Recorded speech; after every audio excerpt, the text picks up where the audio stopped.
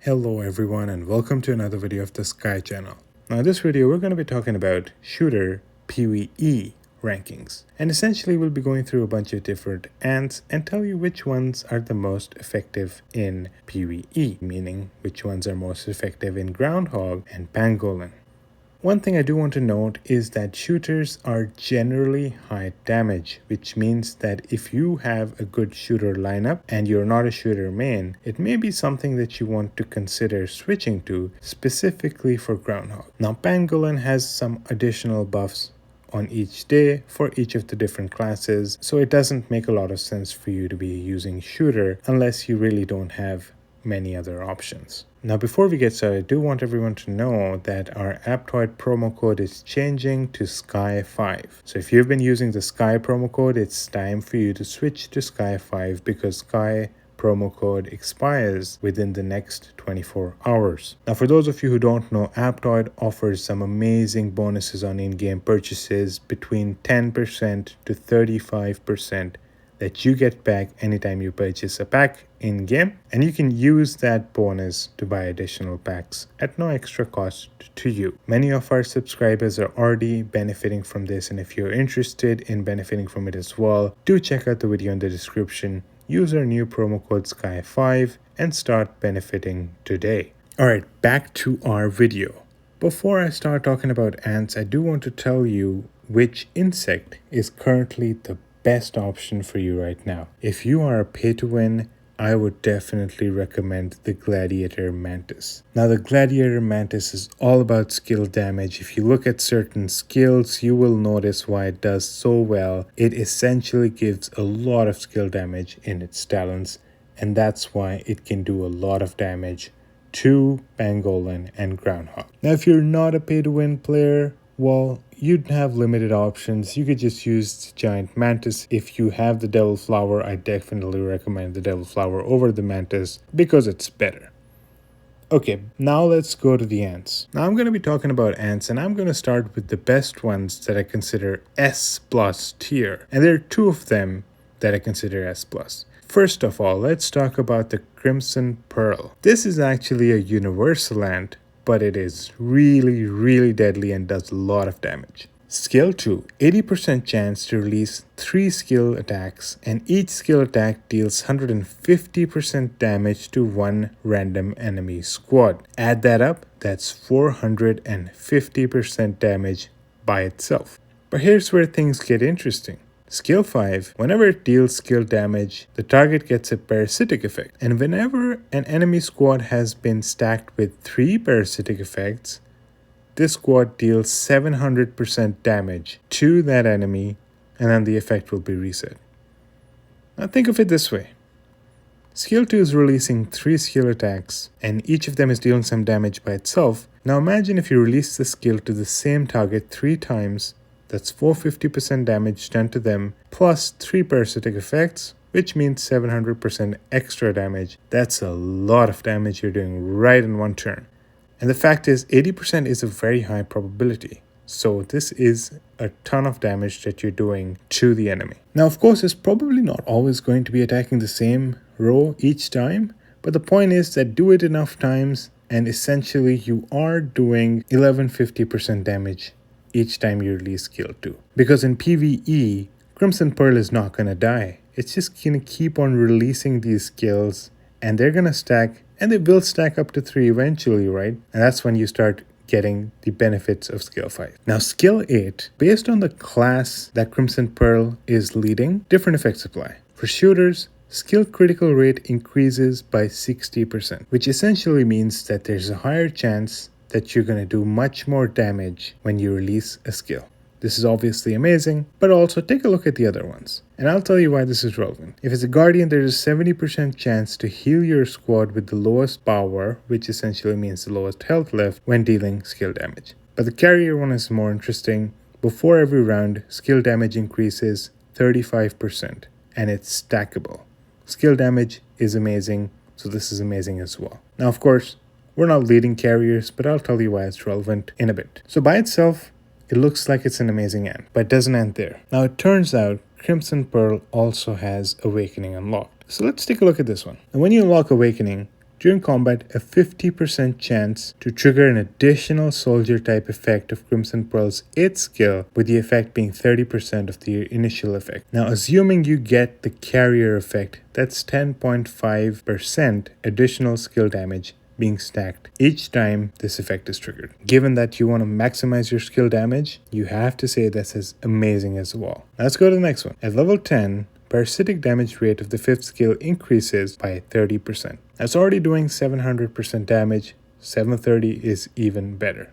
Now at level 20, in round 2, 4, 6, and 8, a 50% chance to reduce the number of times required to trigger the parasitic effect by 1, which basically means that if you had already stacked up 2 parasitic effects in each of those enemy rows by this time, in round 2, 4, 6, or 8, you're going to deal 730% damage to each of those rows. Now you can see why this is amazing. You are reducing the requirements of dealing that huge amount of damage of skill 5, therefore dealing a huge amount of damage. And of course it doesn't matter that it's all the way to round 8 because, well, the Groundhog and Pangolin aren't attacking you back, so Crimson Pearl is going to be alive till round 8. That's why this gets so deadly. Add to the fact that Awakening does give a lot of extra attributes, like 60% extra attack at level 40. And given that attack is so important in dealing more damage, this is great as well. But you can also increase the skill,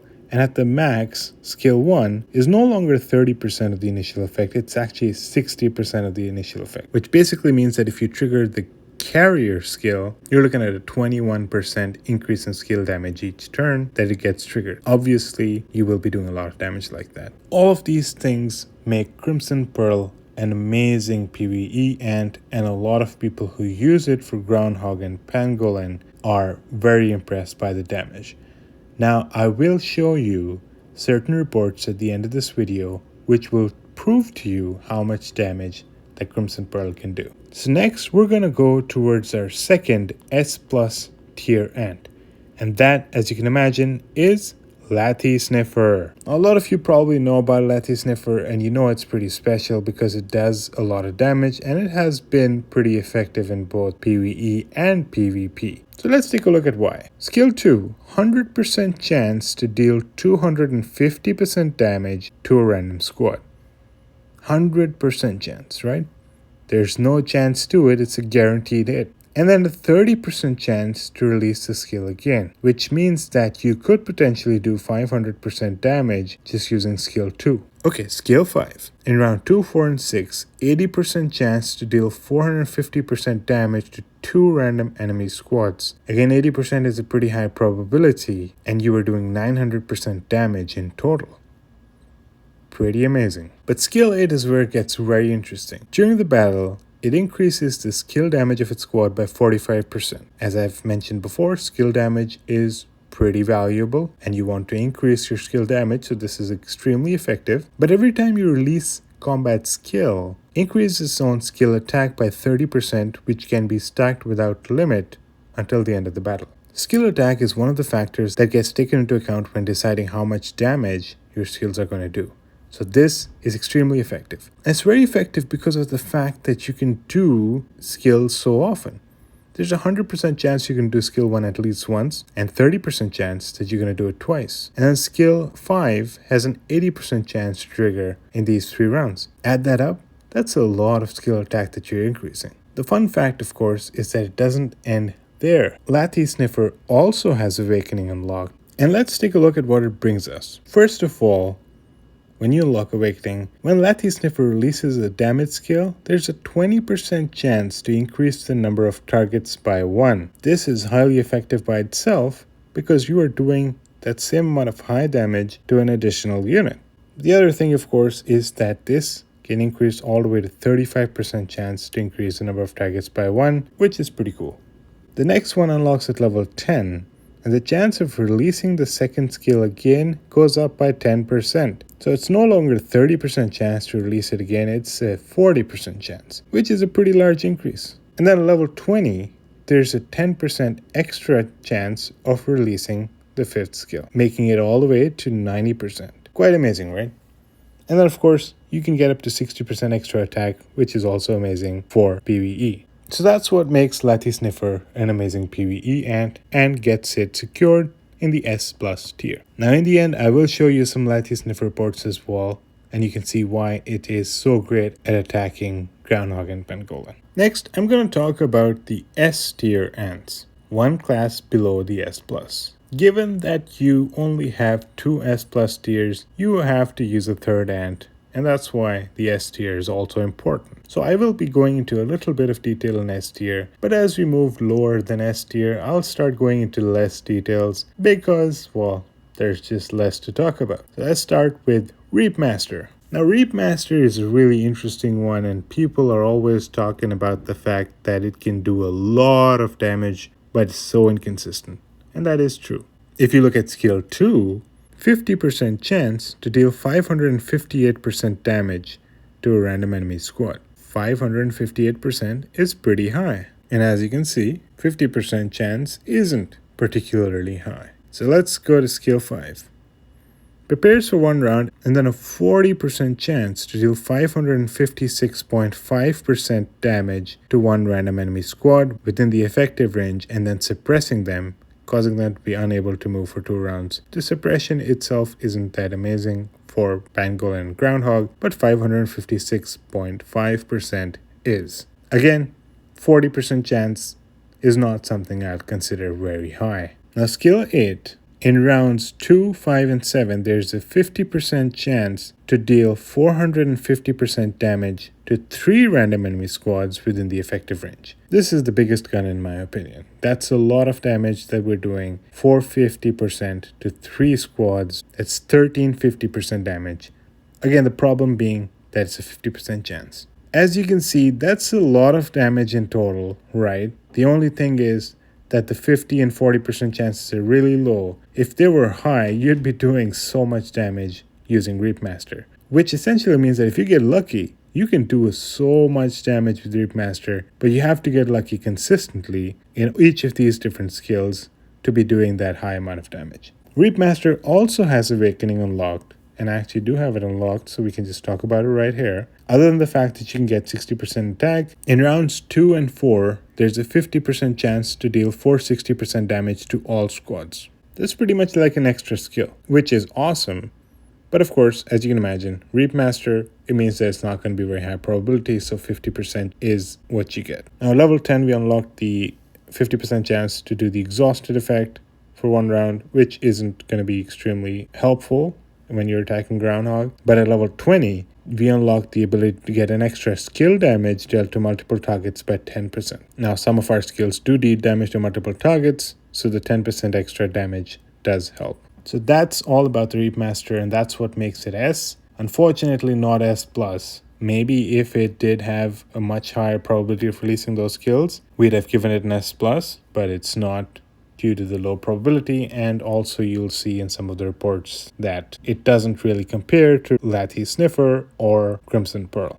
The other S tier that I want to talk about is called Wise Berserker. Now Wise Berserker is an interesting choice. It does have a lot of skill damage that it deals, and you can see in skill 2, 60% chance to deal 400% damage to the enemy's front line. But the interesting thing is, if you look at the verbiage, after a normal attack. So its skill damage isn't per turn, it's per normal attack. Now you are going to do 1 normal attack each turn, but if you use the correct ants with it, you can actually do 2 normal attacks each turn, which is essentially something that can make this do a lot of extra damage. Skill 5, same verbiage. After a normal attack, 60% chance to deal 350% damage to 2 squads. So that's 60% chance to deal 700% damage to the enemy. And that being said, it's after a normal attack, so you could release this twice each round as well, similar to skill 2. Skill 8 actually gets you 75% extra skill damage, and as I've mentioned before, skill damage is amazing. Now, Wise Berserker does not have an awakening, but the fact is that the skills do a lot of damage, and it does have a skill damage buff, which means that it can actually do a lot of damage to the enemy.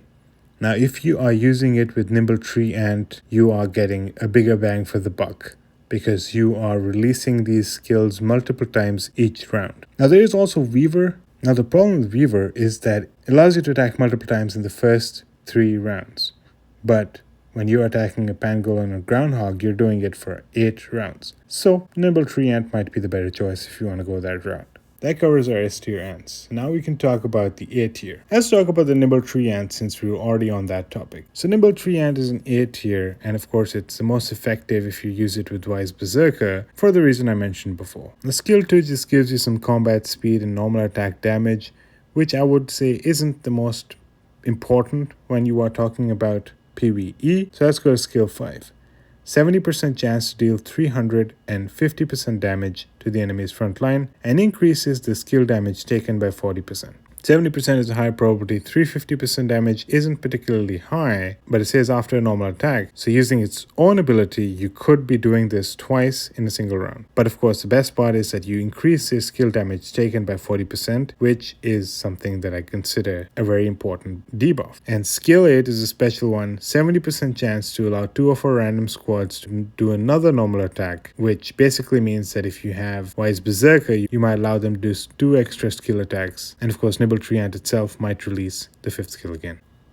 Jack Jumper is another A tier ant. You can check out that it does have some good amount of damage that it does to the enemy. So 289% damage to 2 enemy squads. Again, low probability just like the Reap Master. Skill 5, 80% chance to deal 220% damage to 2 random enemy squads. 80% is good probability. The damage itself might not be too high. And skill 8, preparing for 1 round and 55% chance to deal 667% damage to 1 enemy squad. Good damage, but of course the special part comes in its awakening. Every time Jack Jumper releases a combat skill, increase the attack of all squads by 15%, which can be stacked without limit. And of course, at maximum, you are looking at around, I think it's 20%, if I'm not mistaken. So 20% extra attack for all squads stacked without limit, which is pretty cool. And that's every time Jack Jumper releases a combat skill. At level 10, it allowed us to increase the skill damage of Jack Jumper by 15%. And at level 20, after releasing a skill, the attack increase of its own squad is doubled.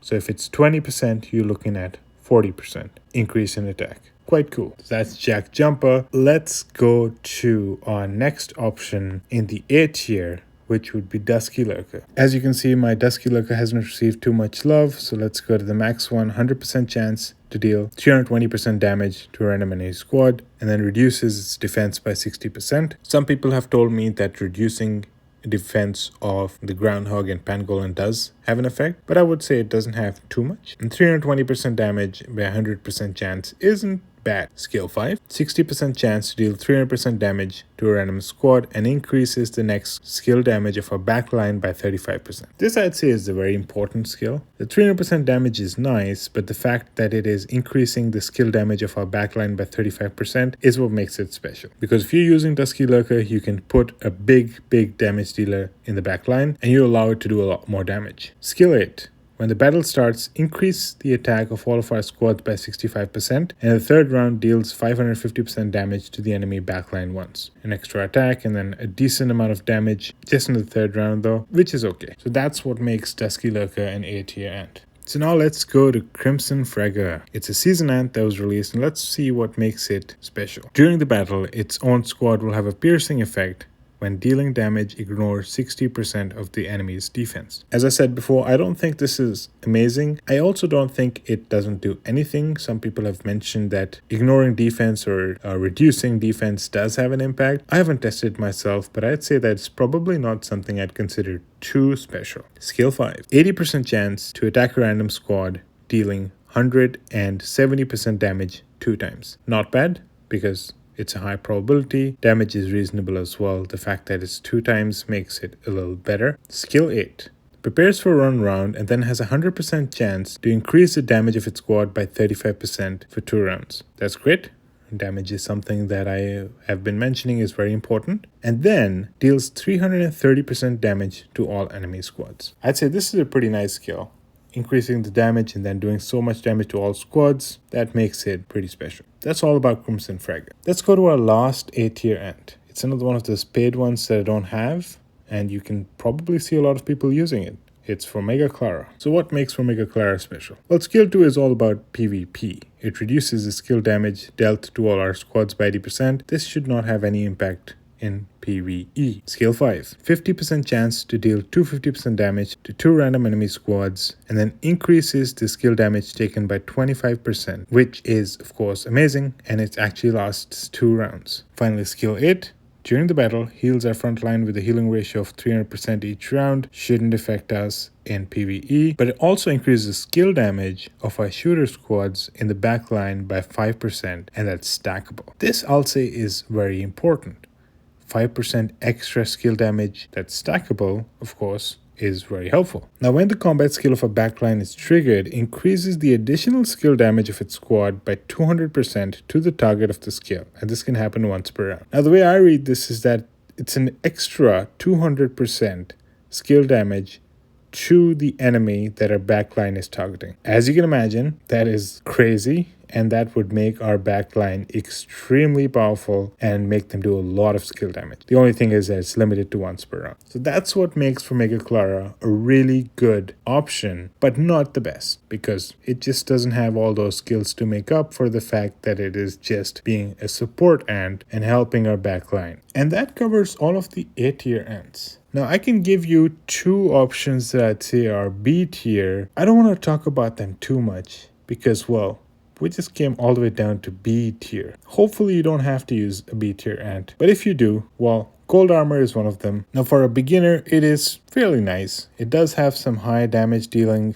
skills, as you can see in skill 2 and skill 5. It does do a decent amount of damage, and of course skill 8 also is a damage dealing skill, but I don't want to go into too much detail because I consider it not one of the options that I would like you to choose unless you don't have one of the better options that I've mentioned before. In that case, go ahead and use gold armor. The other option I'll say is another one that you probably do have, and that's Giant Tooth. Giant Tooth is considered a PvP ant, but the fact is that it does have some high damage dealing skills. The only problem is that they are extremely low probability of releasing. But if you get lucky, Giant Tooth can do a lot of damage. And that covers some of the good options that you have for doing a lot of damage to the Pangolin and Groundhog if you are a shooter main. If you're not a shooter main, remember what I said before, if you do have good shooter ants, do consider using shooters for Groundhog. Unless you feel that, you know what, your carriers are doing a decent amount of damage. In that case, you don't have to switch, but do try how much damage you can do as a shooter, because that may surprise you. Shooters generally pretty high damage. Now, before I end, I did mention I'm going to show you all some of the reports. Here's a report from Ucron. You can see Crimson Pearl did 582 million, Lathy Sniffer did 835 million, and Reapmaster did 421 million. And as you can imagine, well, there's a reason why they're S+ and this one is S, but let's not only take one report into account. If you take a look at many other reports, you'll see a similar pattern. Reapmaster can do very high, but it's really luck-based.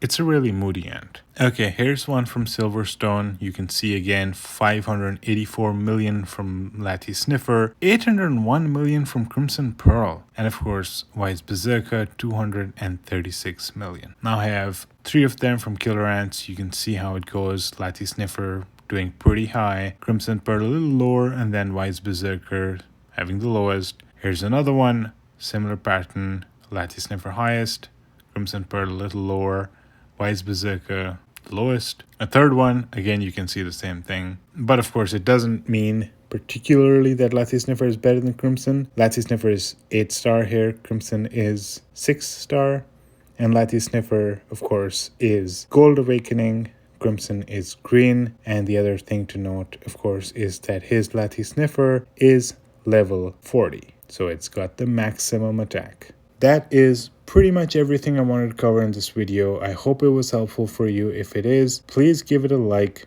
please comment, and please subscribe to our channel and check out some of our other videos. If you're a guardian or carrier and want similar video on your specific class, do let us know in the comments and we can get working on that as well. Thank you so much for watching, and I hope to see you again soon. Bye.